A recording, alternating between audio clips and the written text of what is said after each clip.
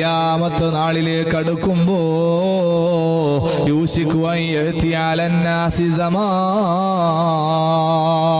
നിങ്ങളിലേക്കതാ ഒരു കാലം വരാനിരിക്കുകയാണ്.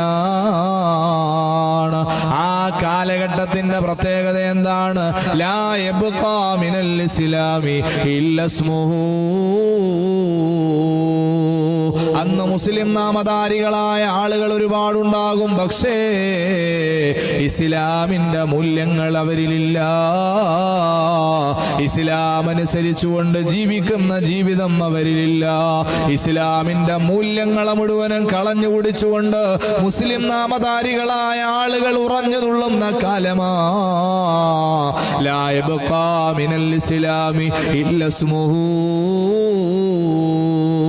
പേരിൽ മാത്രം മുസ്ലിമായി ജീവിക്കുന്നവരായ ആളുകൾ അധികരിക്കുന്ന കാലമാണ്.